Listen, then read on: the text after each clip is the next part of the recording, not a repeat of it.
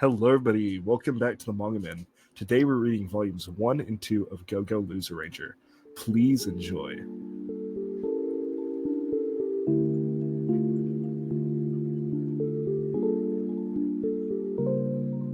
Welcome, Jones. Hello, welcome back. It's been a while since we've recorded. It's been a while. Yeah, been, So been it's about a it's week. it's been a week.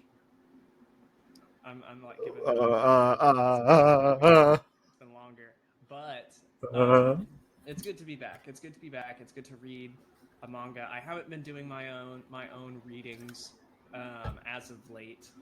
Um so really this was the first manga in a good few weeks that I've picked up. Usually I'm reading something on my own, so to keep like it's like my withdrawals down, you know. nah, I don't got that. I Why? don't fiend for it. I don't feed for it. You don't feel are you're not reading anything like on your own? No, actually, that's a lie. There's a lie. I've read, oh, I guess it's kind of recently. I read Oshinoko because I watched the second season and then I was like, man, I wonder what happens next. And then I just binged the whole rest of it, starting to where I left off. Yeah, And I yeah. was so Honestly, disappointed, but like, it's a topic for another day. I mean, what is it? I read stuff that you wouldn't expect me to read on my own. So, like right now I got my wife is a little intimidating. Great. I'd recommend that one. And what is the other one? I have a crush at work. That's another great one. Which is Yeah. actually getting an anime soon, so that might be one that you guys might want to read. But anyways, I digress. Go Yeah. Go Today, Loser Ranger by Negi Haruba. Neji yeah. Haruba. I think you've Negi. said it, and I've Negi. already forgot it. Negi It's Haruba. Negi. I had to go Anyways, for the listeners. I had to go on Google and I had to go on YouTube and I had to be like, how do you pronounce this? How do you pronounce this? How do you pronounce this? And then we well, still say it anyways, wrong. I apologize for my clicking because apparently that's coming through the mic pretty heavy. But Negi Haruba, you might know, he's not a super well-known guy, right? But you might know him for his for some of his slightly more popular works than this, like the Quintessential Quintuplets, which was Yeah. the second manga we ever covered on this It fully podcast. completed. Fully completed. We read that like all 15 volumes. Great manga. What is it? Did we watch the anime? I can't even remember. I personally have. I think we did. I think we did I'm pretty after. sure you forced me to watch it after we read Yeah. it, which is a good one. Not my style. I would say that I'm not into the rom com stuff, but I quite literally just named two of them that I'm reading on this Yeah. podcast. But You go. I'm reading some personal stuff on the side, like completely different to what you think I'd read. Anyways, it's all rom com stuff, and then you go, I'm not really into rom com. I'm into very specific ones. I mean, I'm into very you're into specific ones. you're into like I guess the correct me if I'm wrong, the like tsundere rom com. No. I'm more into like I don't want to use the word adult because that sounds like I'm into like some like vile stuff, which is not it. But like I guess more mature more romance mature stories. themes. Yeah. Yeah, more mature romance stories. And I mean they're rom-coms, so how mature are they really? But more so the subject matter of like and the characters being more mature people is more what I'm Yeah, into. no, I feel that. So I'm not really into the whole like, oh, I'm so scared that I need to go to So Kun's locker and confess my love. You know, Yeah. I'm not It's really hey, into that. I'm at the workplace and I have to go to their desk. Yeah, it's the same thing. It's the same thing. It's just a different setting. Same thing, different setting. I think that Um, just shows that we're getting older. no, yeah, yeah, but also I'm into very what's the word? Like vanilla romance, which it's you have to do those types of stories a lot better, I think, because Yeah, of how cliche they are. So I really look for like ones that are like written in a very like grounded very nature. well written, very well written, simple romance stuff. Hmm. Anyways, so you guys might know Negi Haruba from the I mean cornerstone anime and manga quintessential quintuplets. Afterwards, he worked on this thing. So a few years later, this started coming out in 2021, and honestly, very I really liked reading this. I was going to say I was very pleasantly surprised, which I was. I didn't actually think much of this manga, just kind of getting into it Mm. and ignore the background noise coming from King's microphone. But It'll be fixed in post. It'll be fixed in post. I hope. it'll be fixed in post. But I was actually pleasantly surprised. I did not expect much from this manga, but I guess basically just imagine a Power Rangers spoof manga, and that's what you get. And it's very unapologetic about that from the get go. Yeah. And really knows what the story knows what it is the second the panels start dropping. So King, why don't you go a bit into Go Go Loser Rangers a little bit for us? Why don't you talk a little bit about it? So the story starts with pretty much showcasing that, like every other Power Rangers series or Super Sentai, if you would, that they have the Monster of the Week battle. And like every franchise, they kind of do it. It's kind of like a cheesy thing where every weekend in like a show, you'd tune in, and every week they'd be fighting something else, different morals to it too. Like they'd be like, "Oh, the smoke monster! Don't smoke cigarettes, kids!" Like type thing. And so this manga starts off with this big coliseum and a main character kind of like walking the halls of these characters. But it starts off at this coliseum where once a week these Power Rangers battle these monsters.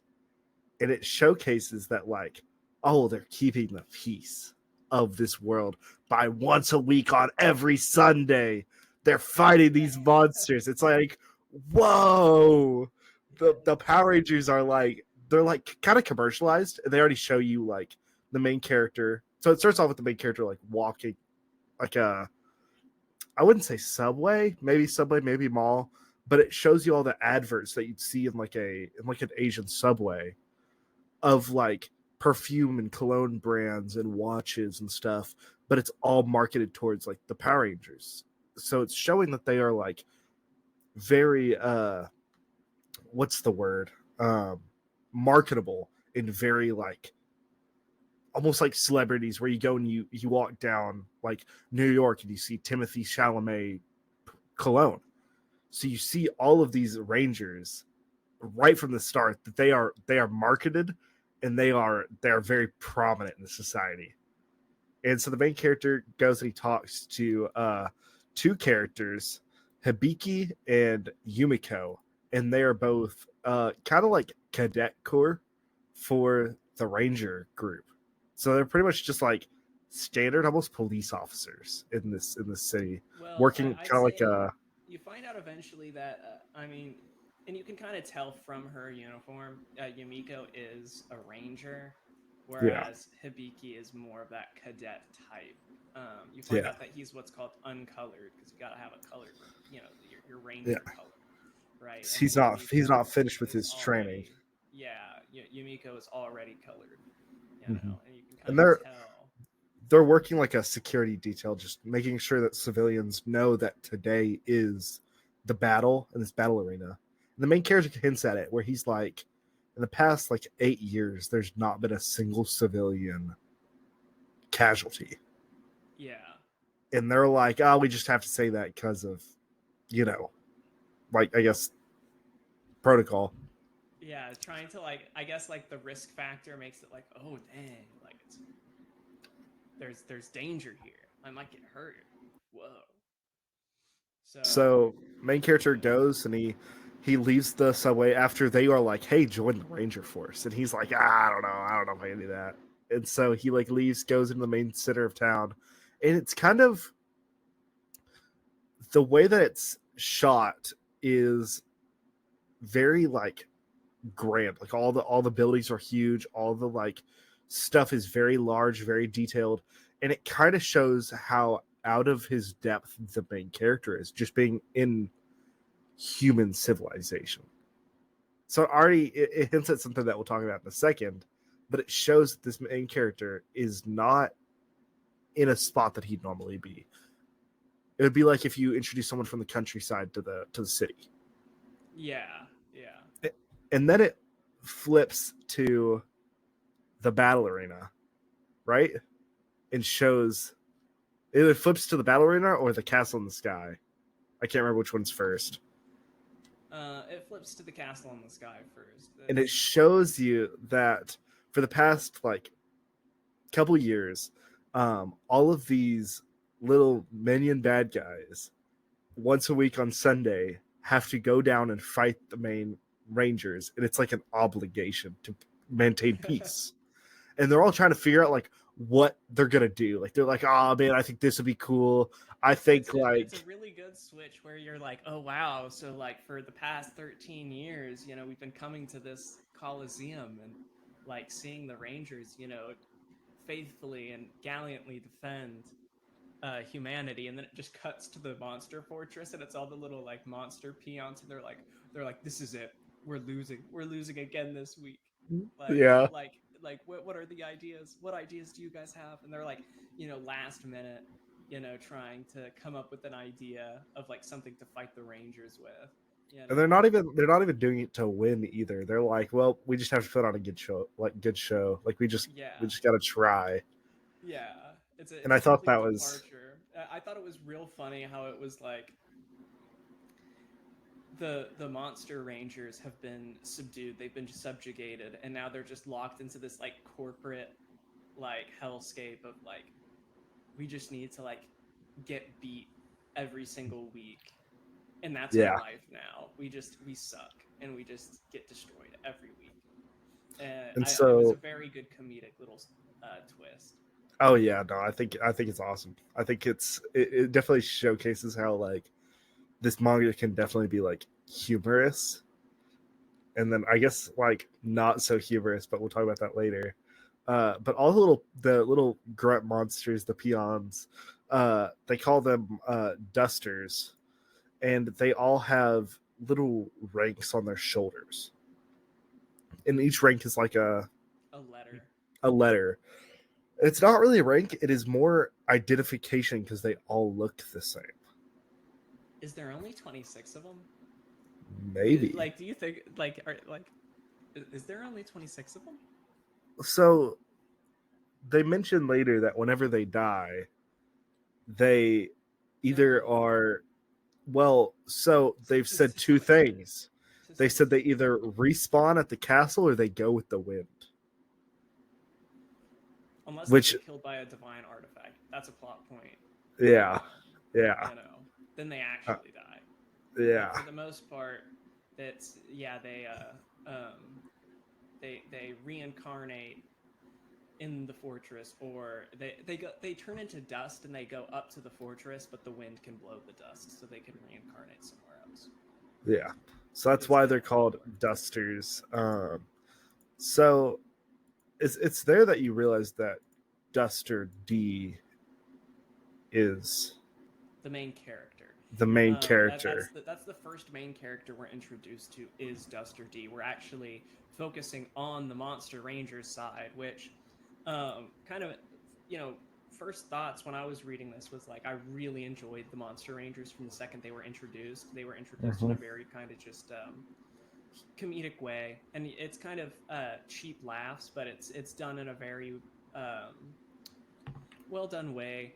And Duster D immediately is kind of just like, you guys are stupid, we need to have something cool. He comes in and it's like he's very idealistic as far as you can be in this situation, being a Monster Ranger forced to fight and die for an eternity. But very, very, I guess, very serious in an ocean of people who just don't care. Pretty much. And he's like very adamant on like, no, we need something like that's good enough to beat them. Like, we got to beat them this week. And he's like keeping, I guess, their fighting spirit alive. Yeah. And then it fast forwards to the actual arena, where they've decided they're going to make a giant lion as their tiger, isn't it? Or tiger as their monster of the week, because their whole thing is that they treat tigers bad in zoos, that they need to not treat them bad in zoos. And so they're like, oh no. And so all the Rangers pull up. And it's kind of like a dramatic thing. Like they're all like, We shouldn't treat zoo animals bad, so let's beat the yeah, life out of one in front of a bunch of children. pretty much. Pretty much. That's how Power Rangers was. And so all the Rangers show up, and you kind of have like a, it's like a weird thing where you're like, man, these people are the good guys, but some of their character designs are a little mischievous, and how they portray them isn't very like, I don't know, they're super colorful, but at the same time, there's something kind of there that you're like, I don't know how to feel about these guys, They do especially the author did a especially the great Yellow job. Ranger and the Green Ranger look very like, I don't know, kind of wacky. Yeah, yeah. I think this was a great job of, like, when you go to like a hockey game or a basketball game, and then that one song starts playing, and it's like, y'all ready for this? And everyone's Yeah, taking pretty their much. warm up free throws. That's kind Yeah. of they're like hyping up the Rangers, but there's something off about them, and it does a really good job at giving you some sort of like bad feeling in your stomach that like the Rangers aren't really the good guys, which this is definitely like a flip-flop story. It wants you to side with, I guess, who the true like um villains are, right? It's a kind of anti-hero Jason Bourne type situation where you have all of these monster rangers who are considered the villain by the wider populace of the story. However, they are actually the heroes Mm, in this story. So yeah. it's a really well done little anti-hero um, situation that they've built. But their fight, kind of fast forwarding, not getting too lost in the sauce. There's basically a really epic fight between the Dragon Rangers, because they can't call them Power Rangers, right? Copyright laws. And the monsters. And when they are about to be defeated, Duster D decides this isn't it. We're gonna win this week. We're not gonna back down, right? Screw it. Which is kind of actually a big deal, because later on it is mentioned, but later on you realize how significant of an issue it is.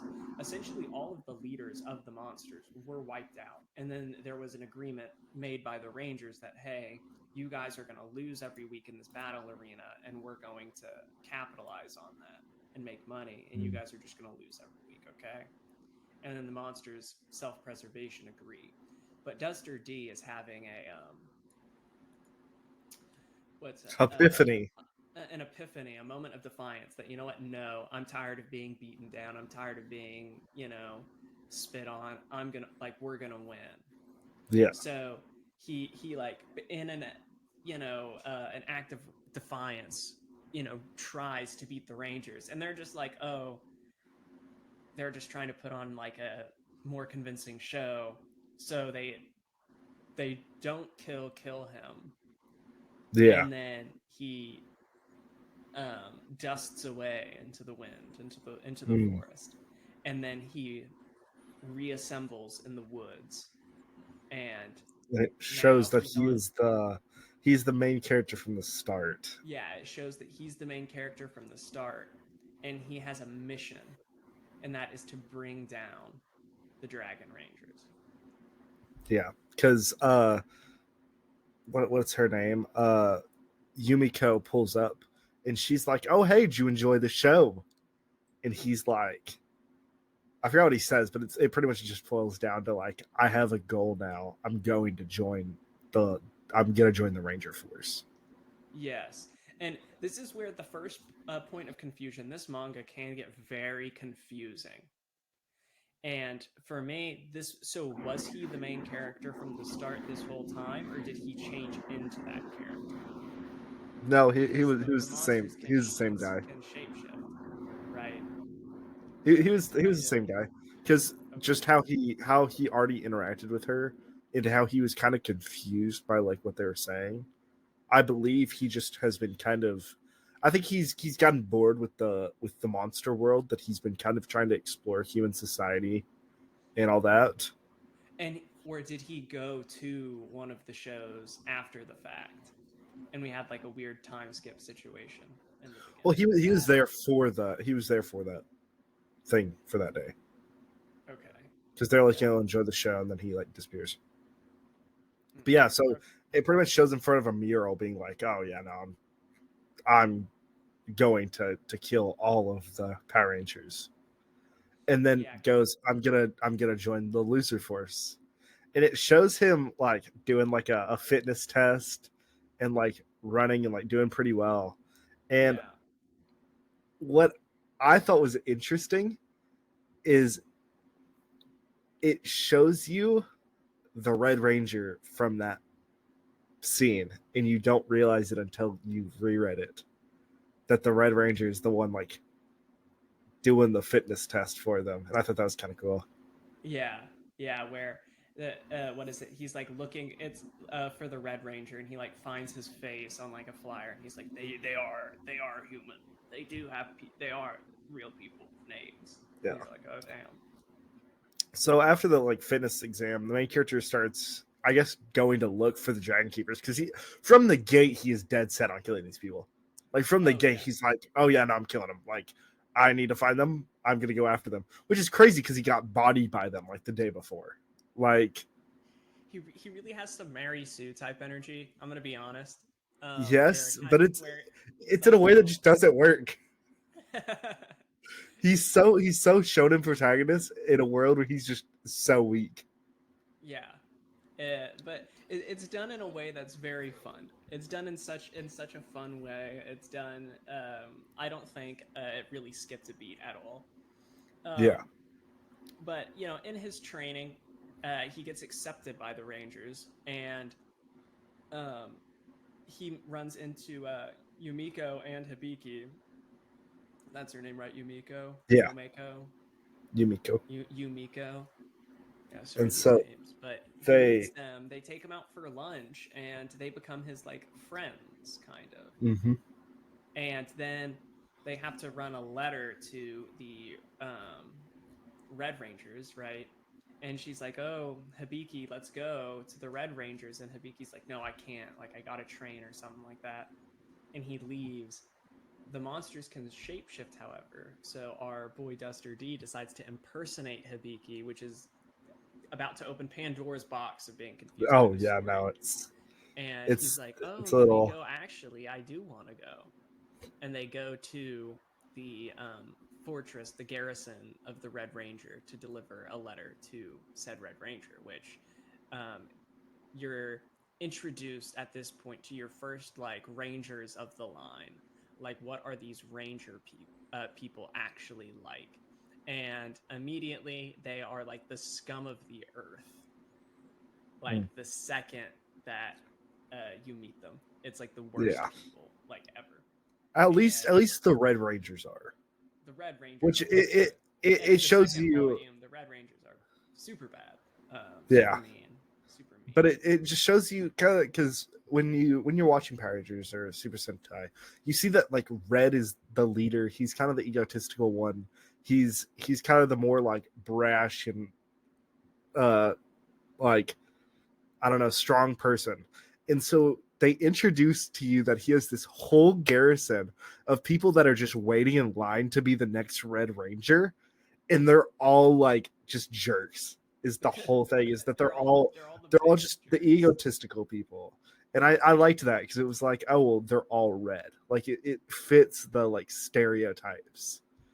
And I thought Yeah. that was really And cool. I don't. Do you get to choose your ranger color in the Ranger Corps in these Uh games, or do they get assigned? Do you get assigned? they get scouted is what they said, Hmm. because they were talking about how like a lot of the times the last ones to get picked are the pink, Yeah. Yeah. which makes me think that the pink is going to be like the most down to earth one. But I've also already figured out who the Pink Ranger is, and I don't know if you have. No, don't spoil nothing Okay, for me. Don't spoil it's anything. definitely it's hinted about this in these two volumes where I picked it up, and I was like, okay, that makes a lot of sense. But it's also going to create a lot of like wacky plot later. Yeah. So going from this, basically, Duster D as Hibiki is belittled and stepped all over by the Red Rangers. Him and Yumiko leave. It almost stabs a dude. Yeah, Like almost stabs the dude. this ranger is like, oh no, I'm the Red Ranger, and he's like, you're the Red Ranger. Pulls into his bag to grab a knife to kill this dude, and then they're like, whoa, like he's not actually. He's just like what they say, the fifth in line to get it. Yeah, something like that. He's like the third junior rank or something like that. There's like Yeah, so he's like he's there's high up there, but not like he's not gonna get it anytime soon. You know what I mean?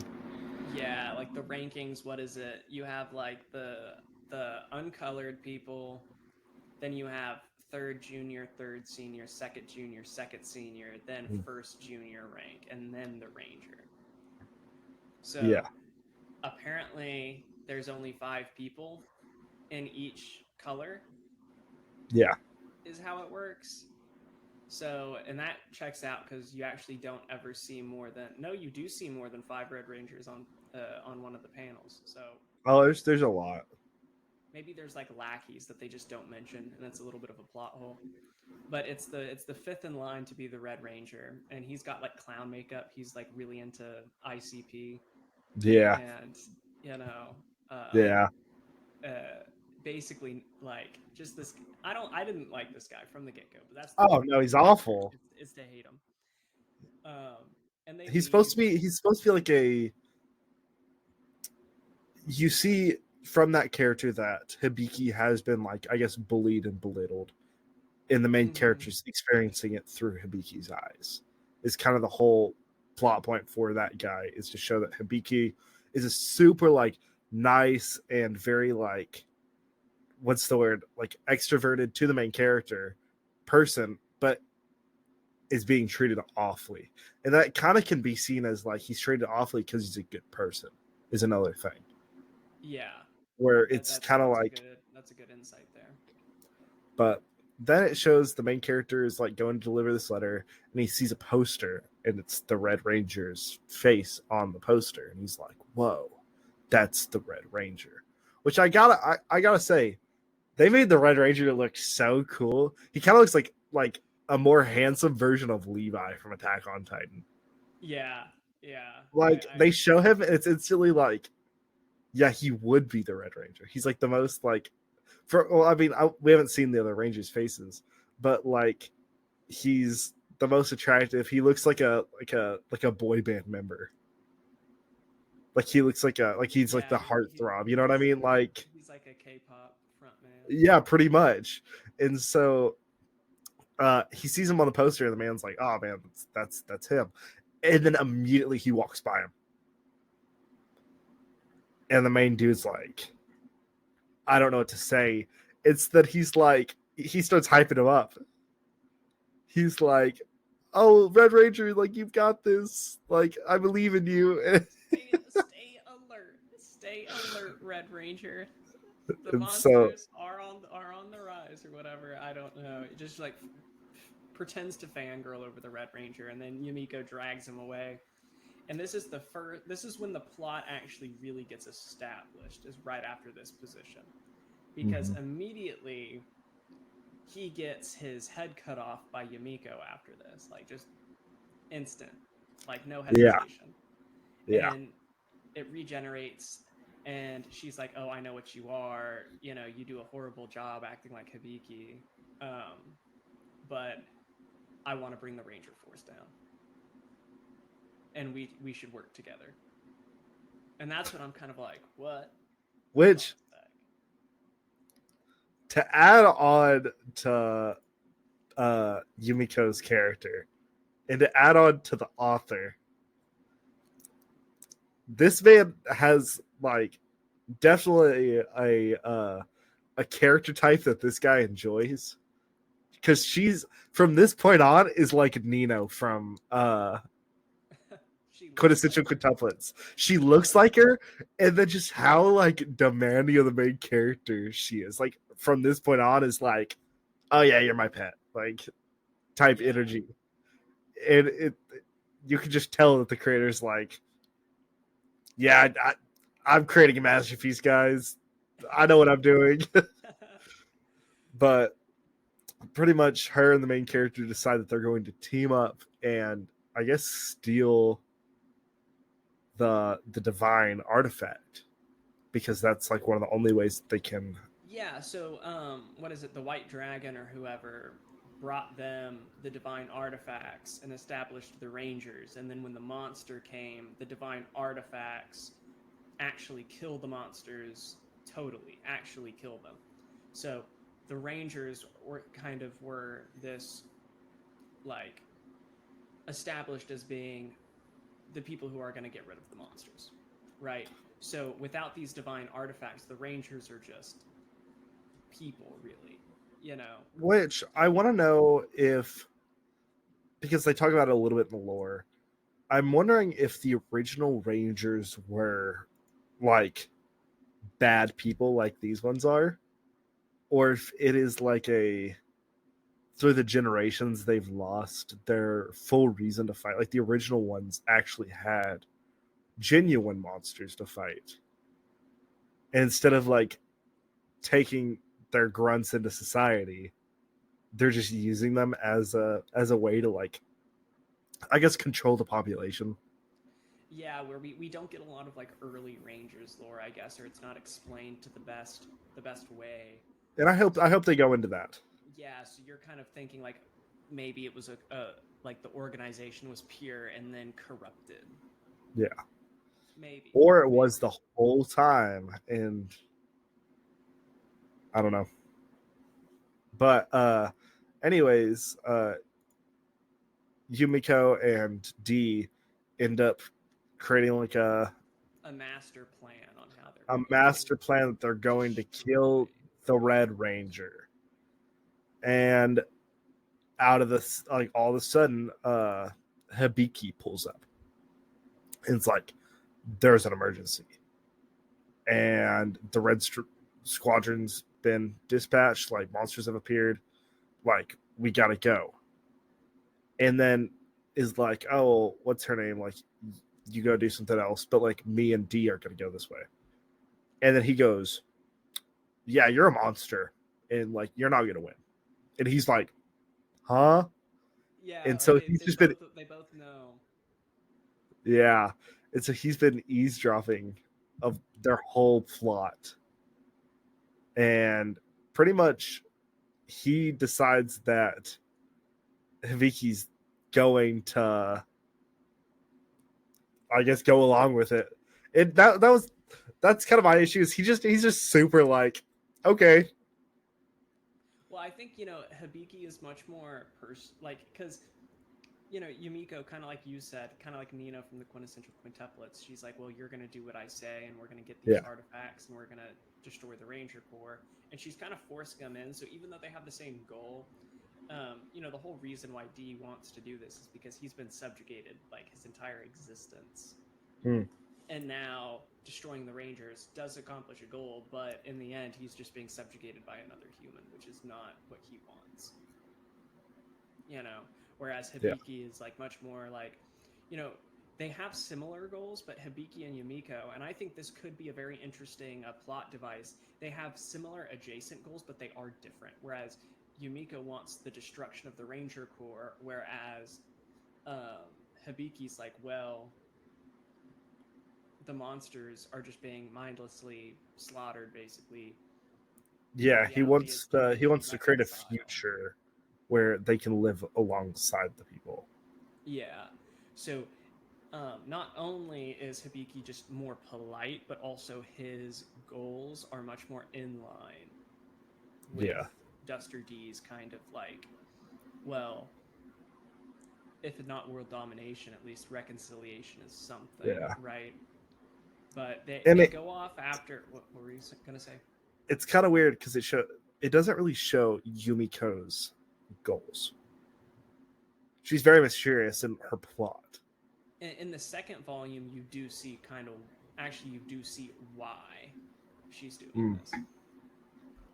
But in the first volume, it's quite ambiguous. Even in the first volume with Hibiki, it's ambiguous, but it's just a more straightforward goal that you can still kind of associate with it easier, Yeah. right? And then it But shows that the Duster F has arrived on the surface.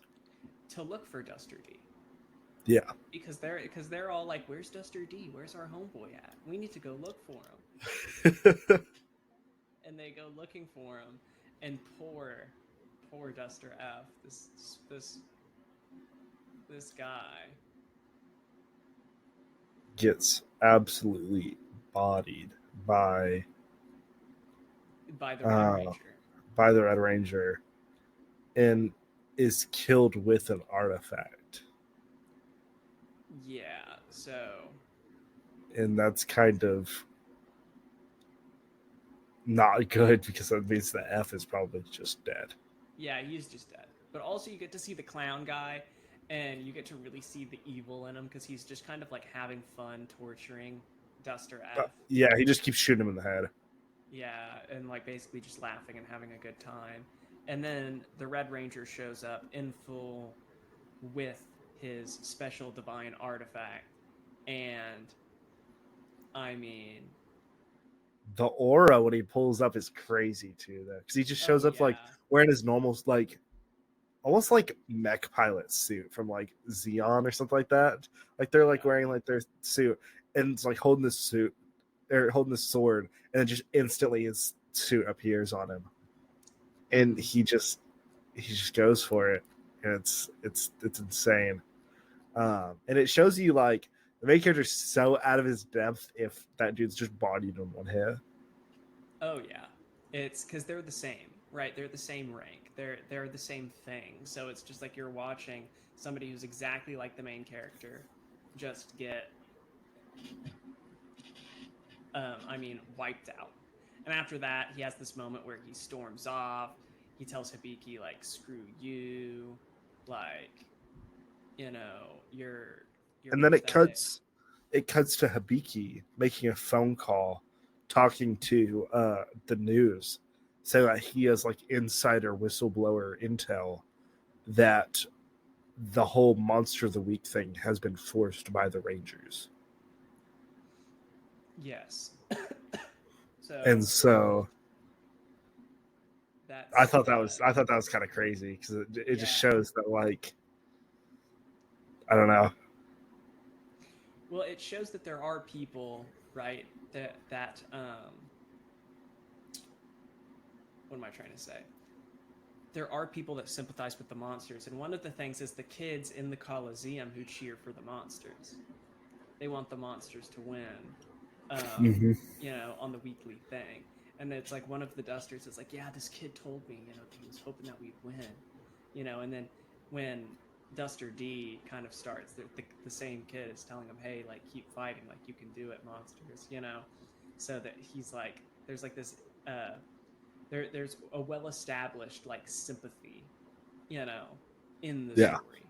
So even though this Duster D's being real mean to the humans, I think that regardless though, the humans understand why he's like so against them.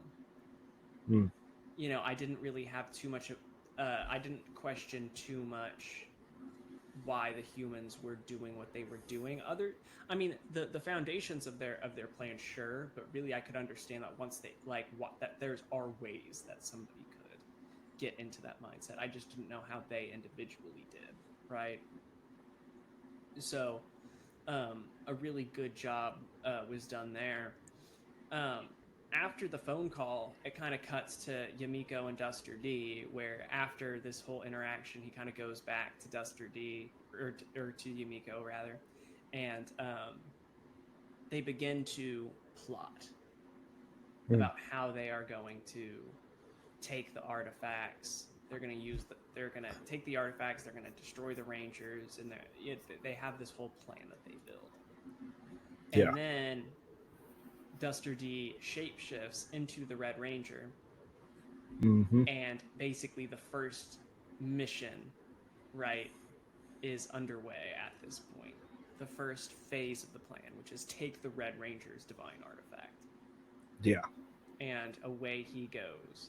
and we have a nice little sequence with the Red Ranger going to, or D as the Red Ranger going to the garrison, going into the vault where the artifact is just in a golf bag with golf clubs. Yeah.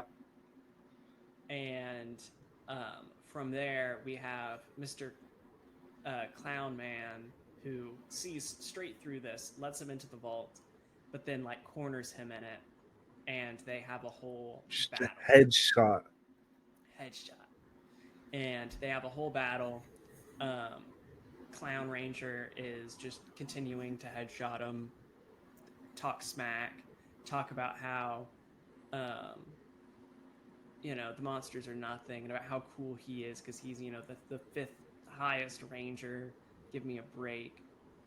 And essentially picks up that artifact and is like, well, I'm going to kill you now because, like, I'm allowed to use this artifact, which is a good plot point to establish because later on we do see lower ranking people using the divine artifacts, not just the ranger. So they have a sort of authority to use the artifacts or manifest replicas of the artifacts as well and use those against the monster rangers. So that kind of plot point is just kind of mentioned briefly, but it does get used significantly in the rest of the story. And they have a really decent little fight. I wouldn't say it's too crazy. The fights in this manga aren't anything to gawk at. They're definitely simpler. Yeah. Not super like Which wow. I think you can kind of tell, like, I mean, the creator going from slice of life to To action. this. Yeah. It's definitely I don't want to say it's out of his league, but it's out of his area. Yeah. He's going into a new area and doing something different that he hasn't done often, or at least something that he hasn't done like recently, right? Mm-hmm. So we have a nice fight that kind of honestly, I feel like this clown guy should have died because he gets whacked in the head, like whacked over Oh the head yeah, with a golf club. just smashed full force. Mm-hmm. And then the Main divine character goes artifacts. to escape. As he's about to, the Red Ranger's just there. Yeah, he's just there. And it's such like it's like Obi-Wan in that one part of Revenge of the Sith when oh, he's or like, Josh Allen's like, hello there. no, Where he's in the shuttle and he's sitting with his like hands on his hips, and Anakin's like, "You brought him here to me." Yeah, it's comedic in that way, but just there. Where he's just aura farming. He's just in the corner, just like yeah. The whole time the Red Ranger was just there, and this is the first like real fight that is going to ensue is Duster D versus the Red Ranger, and a very good another fight kind of what am I trying to say happens. Okay, another fight happens. Pretty much the same gripes here is, I mean, it's a good fight. There's nothing wrong with it. It's just not anything to wow, you know. The rest of the Rangers show up to assist the Red Ranger in his, I guess, his battle, and he ends up being seemingly defeated. And the main character gets his arm chopped off by the Ranger. I have a ginormous helicopter flying over my house. Yeah, no, you're good. But yeah, the Red Ranger, the Red Ranger gets his arm cut off, and pretty much. You mean Duster D? Disguised as the Red Ranger. Duster D gets his arm cut off. And it's pretty much like, I wouldn't say spared, but he dips. Well, the Blue Ranger tries to kill him, but like kind of misses, I guess. Yeah. And they get the artifact back, but then the artifact just disintegrates. And it turns out that, our boy Duster D has manifested his arm as being the Divine artifact, artifact. but he has the real artifact. So he tricks them into thinking they have it. So just as he disappears into the wind, their artifact disappears. And Mhm. then that's when things get real heavy. That's when it's like, oh crap, the monsters have one of the divine artifacts. Yeah. And that's how it leaves on Vol.1. Mhm. Going into Vol.2 and kind of taking a moment to discuss a little bit of initial thoughts here. Um, like I said, I really liked the Monster Rangers for how kind of comedic they were in the beginning. The world gets set up extremely fast. And as we Yeah. kind of talk about the plot of the second volume, which actually might go pretty quick because of just how quickly everything gets set up, there's a lot Mhm. happening in this first two volumes. And you watched part of the anime after this, right? So I watched And it how many before. episodes were you in at this point? So I watched it before and after, like when it was first airing about a year ago. I watched the first like 2 episodes, and it's about 2 episodes per volume, roughly. And so it's pretty quick. Okay, It's so pretty they quick. don't decompress anything. No, and it felt like the anime was really well paced. And I struggled. I struggled keeping up with Volume 2, and I felt like the Yes. anime did really well. In my opinion, when there's too much dialogue happening in a manga, I get personally confused because it's a lot to handle and a lot to like decipher who's saying what. When an anime does it, it's a lot easier because they break it down a little bit more. Well, and also just the way that the dialogue was written in Volume 2 was a bit Mm-hmm. much. And the world being set up fast can be either a good thing or a bad thing. See, And I think we're not far enough in to really make that decision yet.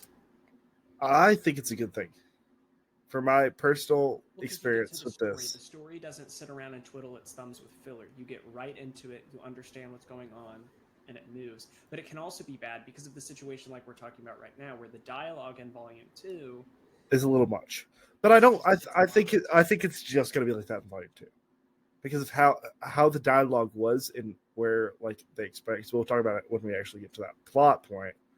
But I don't think that that's going to be a constant thing because I Well, don't it think was fairly constant in the quintessential quintuplets, though. because they had 5 main girls. Yeah, and they have five main rangers, bro, Yeah. plus main characters. Well, I don't. I didn't think the ranger part was the part that I was confused with. Yeah, but I still think I think the that can play cafeteria into scene, it. The cafeteria but scene for sure. but anyways, I think how fast they're moving with the story is good, and I think that they're giving us enough background, like context clues and stuff to keep up. Yeah, Unlike they other stuff are. we've read, Opossums, it didn't give Possums. us any I was background like, it wasn't information. that It bad. was all just like figure it out, but didn't really give you anything to figure out with. This, like I said, like you initially start the manga seeing like the cologne ads and stuff like that. So you already kind of form your own opinions of the Rangers just from imagery and background Yeah. stuff and kind of the aura that surrounds it. And I think that the setting encapsulates what they want you to feel really well. I think the mangaka and all that stuff have they've done a good job setting the tone and the eeriness of the Rangers without them seeing. In my opinion, in the first volume, they're kind of justified. Yes, and in the second volume, by the end, you can kind of see them as like enemies, and then in the second volume, like right from the get go, Oh, you're like, yeah, instantly. I hate these people. I Like, but hate like these people. first volume, you're like, man, okay, they're not like they've set up this whole battle with the That gives a level of monsters. empathy to the reader for both sides, however. So I think that even though you're not 100% against the Rangers by the end of the first volume, you have established a level of empathy with both sides.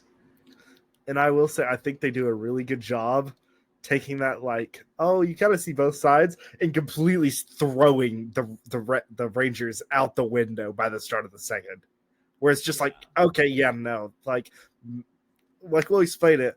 So Well, the just jumping in, the first the scene second is volume Yumiko is, going to is some council, and then like immediately and they're like, it's pretty cool because it's like their headquarters. You can see the little mascot where he's this little dragon dude, and they've all brought their, like, I don't even know if they're their second in command, because I yeah, don't think, it's the is it first their junior second? rank. Yeah, the Oh, first junior so it rank. shows that Yumiko is the, like, next in line to be a ranger, Yeah, she's next in line for Yellow which Ranger. might be a plot point, might not be. I don't know. Yeah, Um, maybe. but it shows that they all have their, like, next in line people, and the Red Ranger has this, like, white hair guy and Hat. yellow.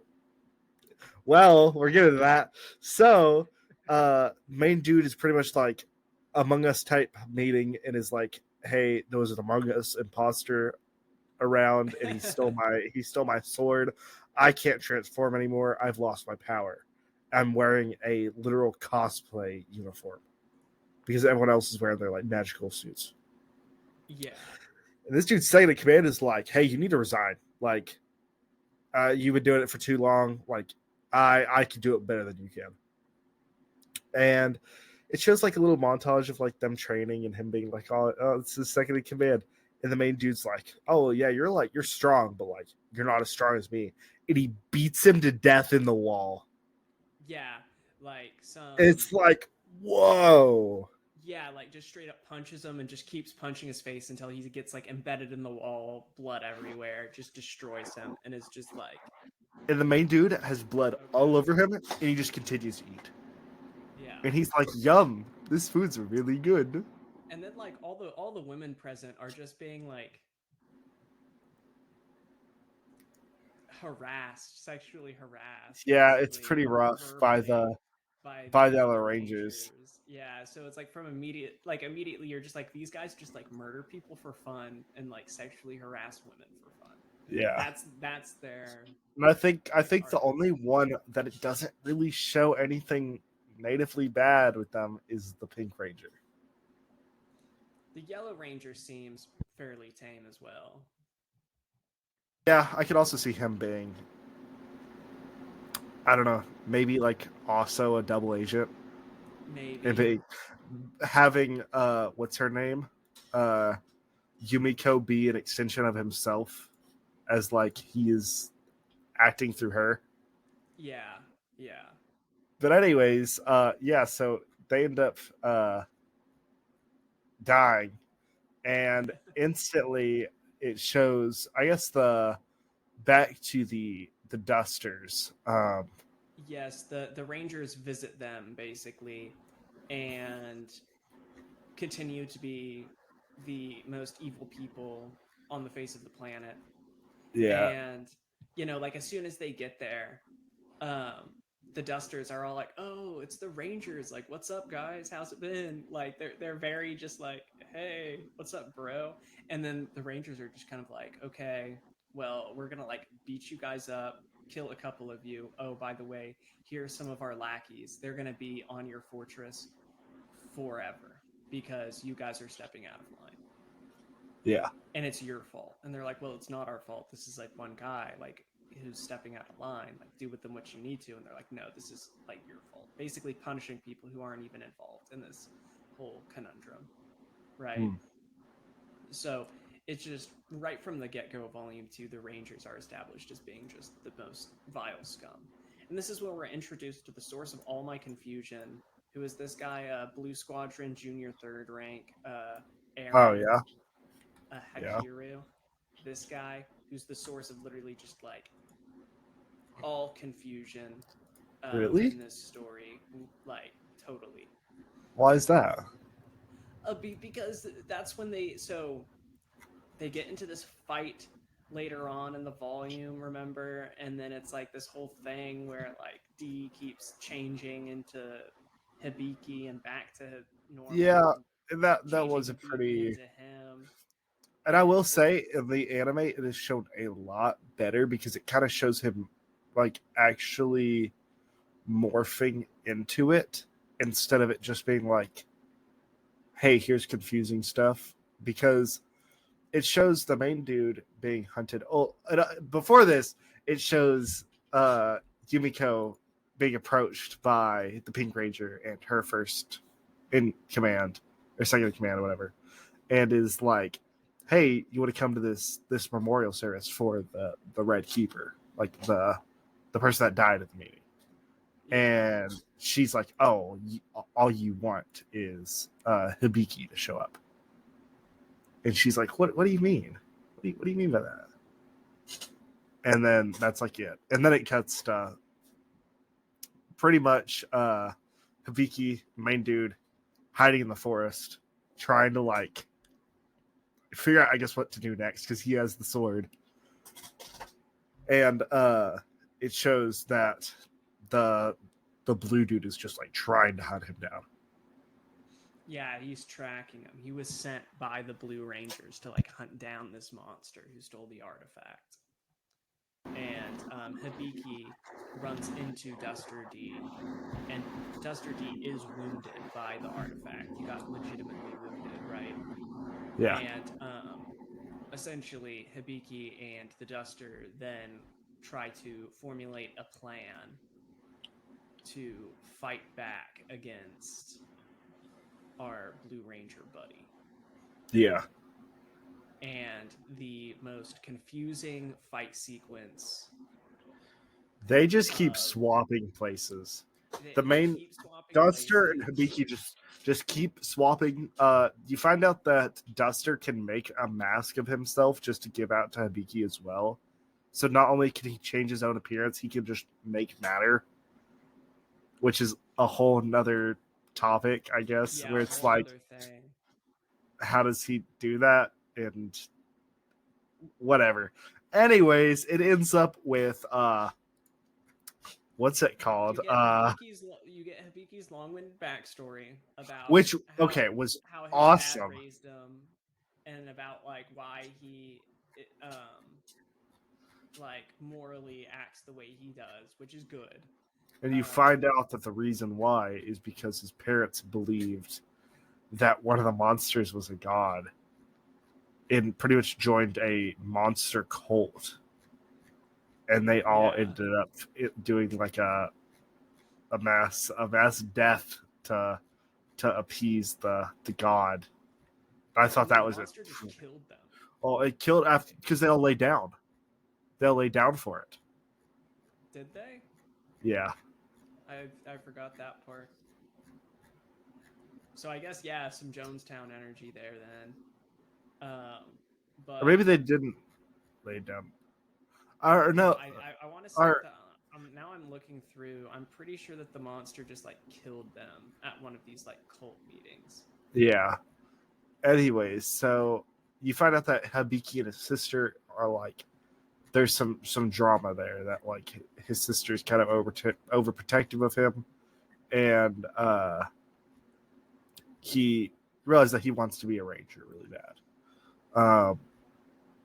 And then you see that I don't know. They just keep fighting. The fight takes a really long time with this whole Well, thing. and kind of touching on why it's so confusing, you have all this dialogue happening between Hibiki, Duster D, and this Blue Ranger, and Hibiki and Duster D are constantly switching places. You're getting no explicit indication of it. I'm sure there's subtle ones if you actually, look more closely to it, right? If you follow attention, who is wearing what clothing, it kind of makes more sense. But then they even change clothing at one point in the fight as well, and so it's like a And so big it's like thing. all of this dialogue where I don't know who's saying what. I don't know who's who. The only person I know is the Blue Ranger, and the Blue Ranger is like this really insecure kid. Probably listened to like My Chemical Romance in middle school when he was growing Yeah, up, and he like has this whole energy of like, well, I'm doing this for my friends, even though all my friends think I'm weak and stupid and dumb and yeah, stupid. And they go through this whole long-winded thing One cool part is you actually get to see like each kind of, I guess, ranger has like a unique power. I guess like Mm-hmm. like the one for the blue rangers is like they turn into like acid liquid Yeah, which I and thought like was pretty melt cool. stuff, which is kind of cool. The dude has a cool scythe. And then the battle kind of it starts kind of concluding where it's like, okay, we kind of figure out like what we got to do. Like this dude's just gonna kill both of us, and he's kind of being skeptical of Hibiki because he's kind of like Hibiki's like, oh no, I'm not working with the monster and all this stuff, and so Hibiki actually decides that like, hey, you're gonna take my place permanently to D, and cuts off his own arm to show that like he's the monster. Which Yeah, I'm gonna be real, he didn't have to do that. He didn't have to do that. He did not have to do that. He could have been like, "Oh, I just regrew it." I don't think they really would have questioned it. Like he was injured, but I don't think that they would have been like, "Oh well, man, he just healed really fast because he's a monster." Because they've already shown that they have healing properties. He did not have to do all that, but he did. but he did. And so then D becomes Hibiki pretty much full time in his Yeah, because now like Hibiki only has, yeah. he's paraplegic now. And So they're like, "Hey, Hibiki, we're gonna go back to the HQ, and I can't believe that y'all almost killed a what's it called? A monster." And so then it shows Hibiki, and he's back in HQ. Kind of shows like him trying to get like adjusted to being Hibiki, but he's not Hibiki. He's got to like figure it out. and it kind of so this is the part that I was also really confused with. Hibiki's tasked with, oh, D is tasked with delivering ID cards to everyone in the training group, and it just starts introducing all of these background characters that I'm like 95% sure are just gonna be cannon fodder. Yeah, like they're gonna be around for a couple volumes each, and then they're just gonna like Like I'm assuming get like killed off. one or two are gonna be important. Like in my thought process, like the the two girls they show, or I guess they show three girls, but two girls. One probably has pink hair, in my opinion. It has like kind of loops One in her hair, probably has pink hair. and then one has black hair and multicolored eyes. I think those are going to be the ones that they're actually going to focus on. Because Um, they have definitive like physical characteristics. yeah, like they have other characters that are like definitive, but they just kind of I don't know. They're kind of generic in a way. I like the one dude who's just like an old guy. He just has like a mustache or like a goatee, and Yeah, he's everyone's like, "Oh, you're too old to be doing that." And he's like, "Well, I just want to do it. I just yeah, he's like, I I'm just wanted doing to it. join." Uh, and then out of nowhere, the Ping Ranger pulls up, and it's kind of like it's kind of crazy. And then you find out. Oh, I guess I thought I made this conclusion myself. It just says that the Pink Ranger is his sister. Yeah, so basically, she's like, oh, I have like business, and then switches out of her like ranger thing. She's in a wheelchair, so And that's it's cool. But I it's guess Habiki's see sister. which and this is the weird thing. Okay. And like I get it. It's like, oh well, it doesn't matter that she's in a wheelchair because the ranger turns in and they have all the special powers. So when she's in her ranger form, she doesn't need the wheelchair. How did she like train and like get selected to be the Pink Ranger then? So she's okay. That's the thing is she is the Pink Ranger. She's the one that's probably discriminated towards the most, and she's probably the one that is, in my opinion, the Pink Ranger would be like the only one that's kind of like a normal person. So I'm assuming her predecessor was just like, we care more about your heart and made an exception. Then That and could also very well be the situation. also in certain like Sentai and like Power Ranger stuff, the Pink Ranger is more of like a I don't know has been like a what's the word? Like there's been certain stuff where like the Pink Ranger has been like the man in the chair in kind of like a more support role. and so I don't Yeah. think they have to be as like, I don't know. No, no, I can definitely see that. And what is it? I think they even mentioned like each of the colors actually does have a specific like mission that they do for the Rangers. Like And red what is like a is it? police force. Yeah, red is more of like the actual frontline fighters. I think they mentioned like yellow being like a inventors type Yeah, like thing. R&D. Yeah, like an R&D thing. So also kind of going off of that, yeah, maybe it's just like her heart's there. They don't need her to have legs for the mission, and then eventually she becomes the Pink Ranger, you know. Yeah, But it's it's basically just from the get-go, yeah, that's Hibiki's sister. um all of the files on Hibiki's computer are gone because the computer is destroyed. he We get a little snapped in sequence half. of him going, I think, to the Yellow Rangers. Does he? Does he go to the Yellow Uh, Rangers for it? Maybe that could answer a oh question. yeah, he does. That's what he's given the ID cards. Yeah.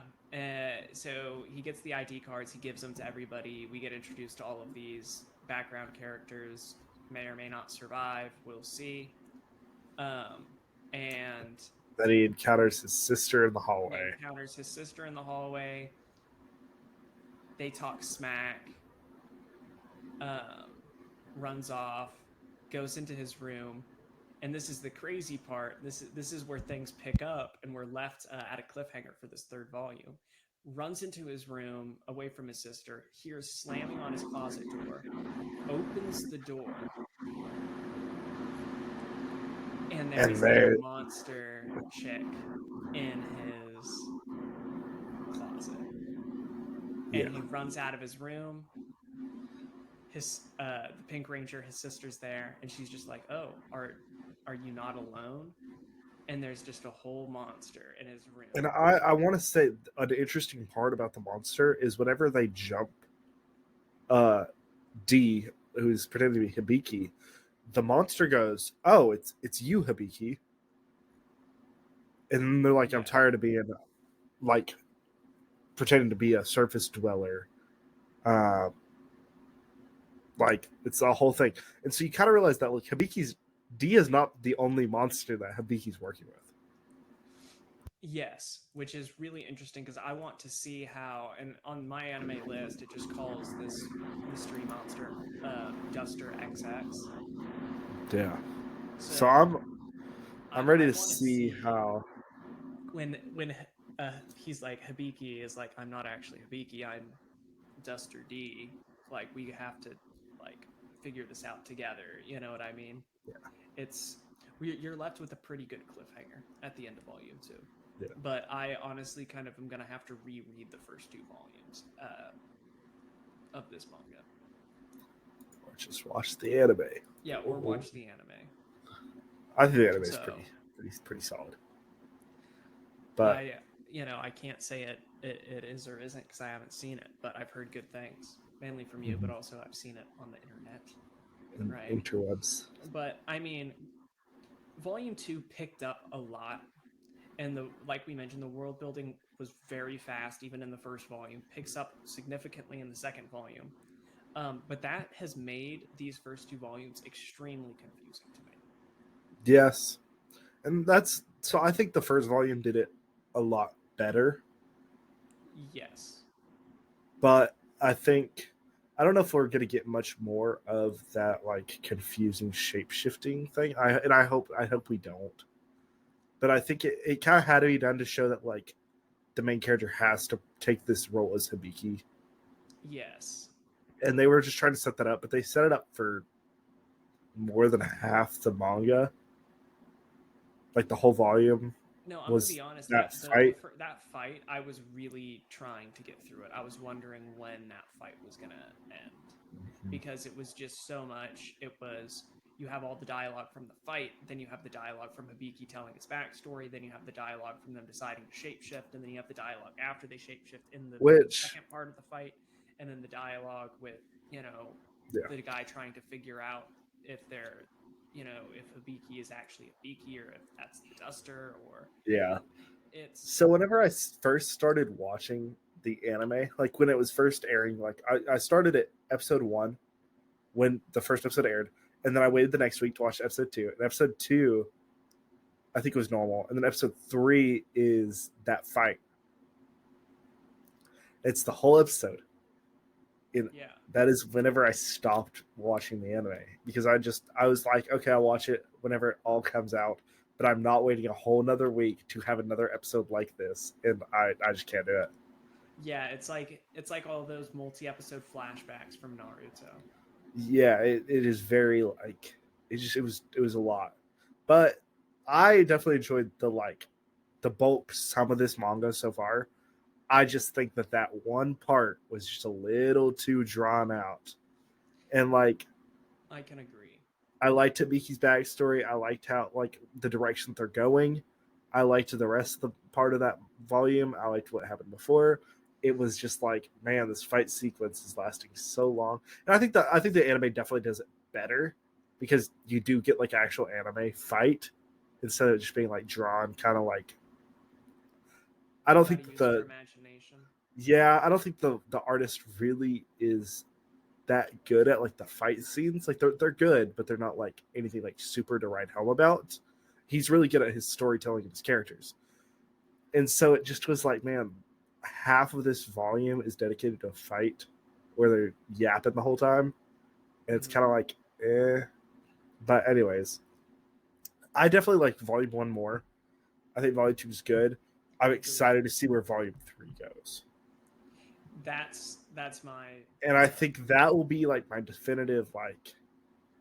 I think volume 3 and 4, if we continue to read it, I think 3 and 4 be a good judge of like, do we keep reading this and finish it, or do we watch the anime and just have a good time and see it all unfold? Yeah, no, exactly. It's 3 and 4. I think are going to be the point where you either make or break your audience.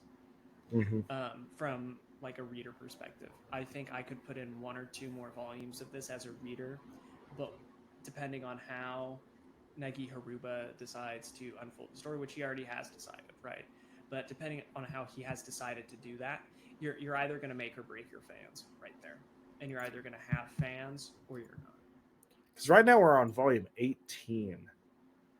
And it's still ongoing, which means that it's pretty well received.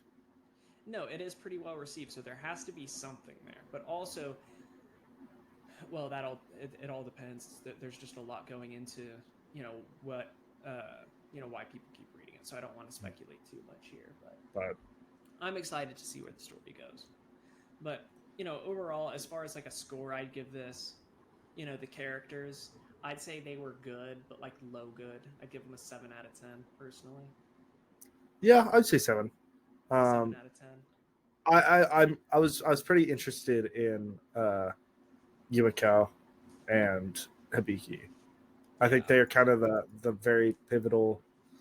They're the reason, and I like the villain energy that we get. It's very. If you've ever watched The Boys, it's kind of like Homelander, where you're like introduced to this world of superheroes and they're all bad, and you're like, man, that's rough having like the saviors of the world being awful people and having power trips and stuff is just a cool idea.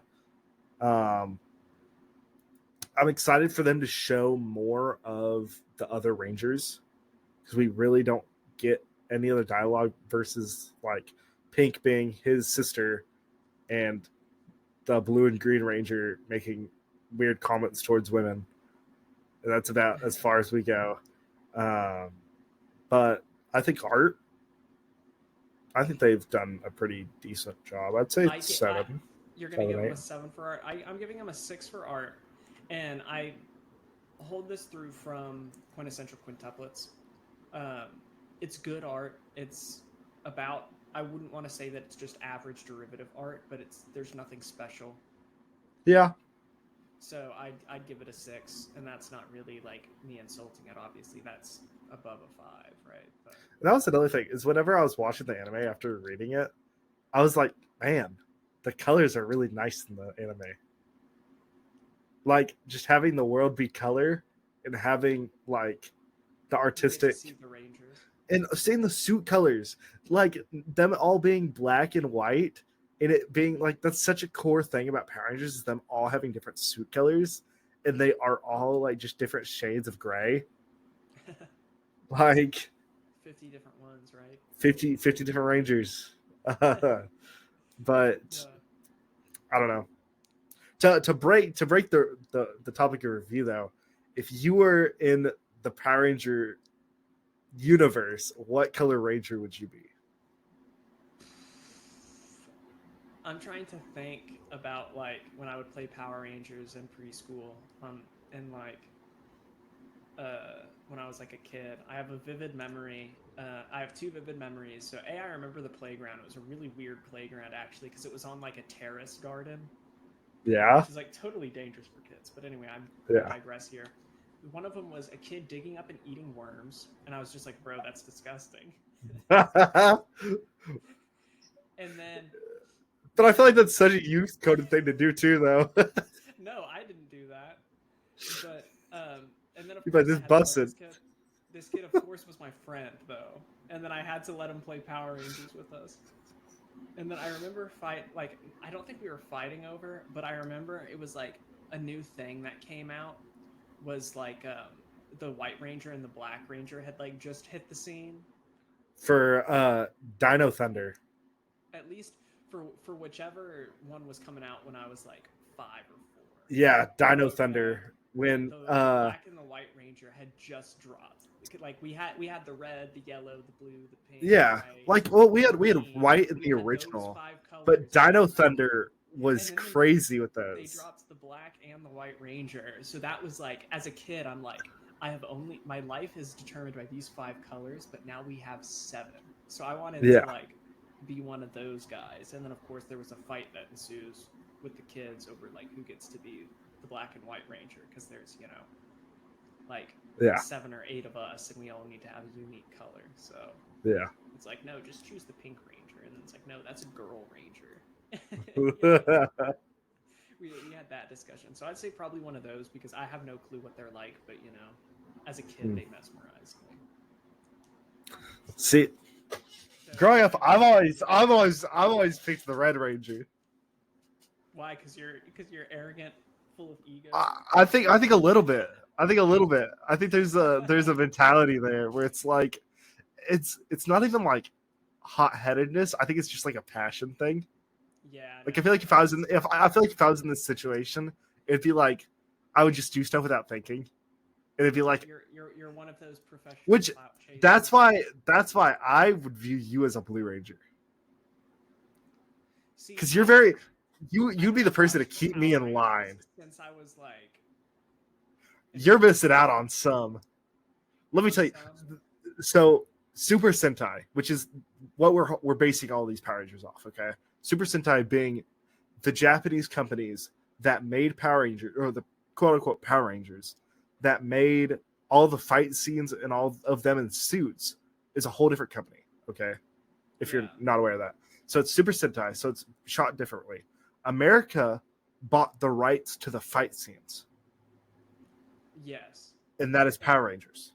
Yes. And so the message in America, how they've marketed it, is a little bit more towards children, versus in Japan, they kill people off. Yeah. There was one that never aired in America. It was called like Crossroad Rangers, where the Blue Ranger, throughout like the first season, a stop sign is thrown by the Crossroads stop sign monster, throws a sign through the Blue Ranger, and he gets impaled and cut in half. It just falls on the ground. And that one never made it to the States because they don't replace the Blue Ranger. Yeah. In America, if someone dies, they usually replace them pretty quick in the cast. And they'll be like, oh, they're sick for the next like 3 weeks. And they bring out a new Blue Ranger, but it's the same person in America versus in Japan. They've killed that person off for the past 3 weeks, and they've all been mourning out of combat. Like it's pretty interesting how they do it. Well, why don't you, King, get back on track? Anyways, sorry that we're reviewing Sentai related material and I get off track talking about why Sentai is cool with Japan culture. My bad.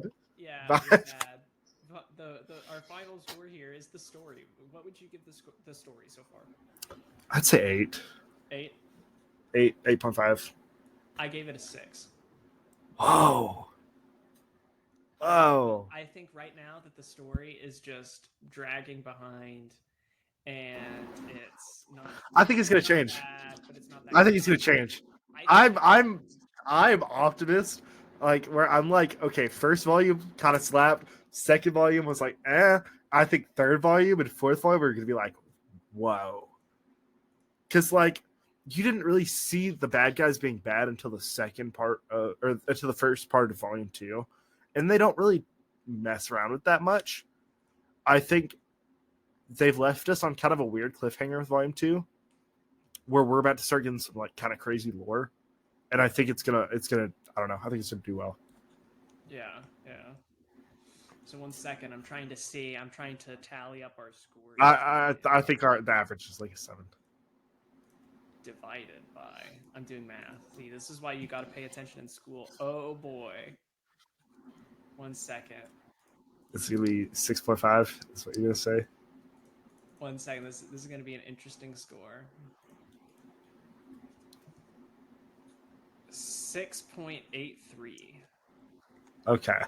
As a total score combined. Which is lower. It's lower by a decent amount versus my anime list, who gave it a 7.42. Yes, by a decent amount. However, I think as time goes on, we'll think a bit differently about our scores. Yeah. Definitely me. I probably will start to think a bit differently. But I don't know. I think it was good. I liked it. I liked the characters. I want to revisit it going forward, but other than that, I mean, go Hoosiers Volume 1 through 2. That's all we got. I think it was pretty good. I enjoyed it. It got me watching the anime. It got me reading the volume. I read volume 2 like 2 times just to try and figure it out. And I was like, yeah, I'm gonna watch the manga or watch the anime. I'm gonna watch the manga.